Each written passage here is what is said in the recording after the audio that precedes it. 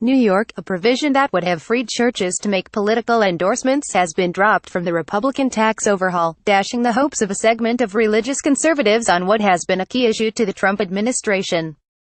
Advocacy groups on opposing sides said Friday they expect lawmakers to keep trying to loosen rules over partisanship in the pulpit, even as this latest effort has reached a dead end.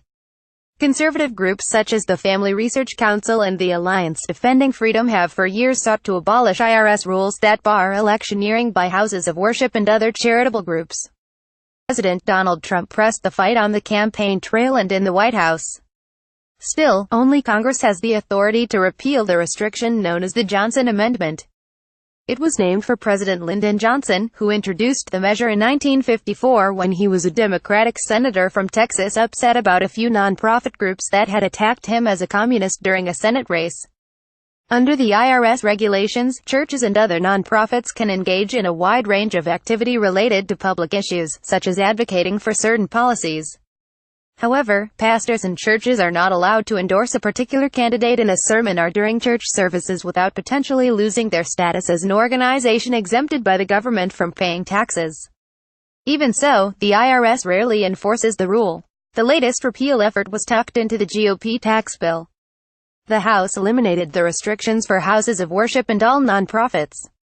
The Senate bill did not include the provision, prompting a negotiation as a House-Senate committee worked to blend the two separate tax bills into a final package.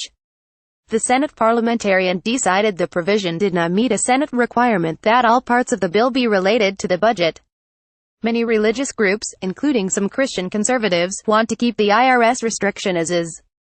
They include the American Baptist Churches USA, the Union for Reform Judaism, the Episcopal Church and the Seventh-day Adventist Church, which counts Housing and Urban Development Secretary Ben Carson as a prominent member. The groups say repealing the provision could divide their congregations along political lines and fear potential pressure from congregants to endorse politicians. They seemed most concerned about what this would do to their houses of worship and the communities that they value so much, said Amanda Tyler, president of the Baptist Committee.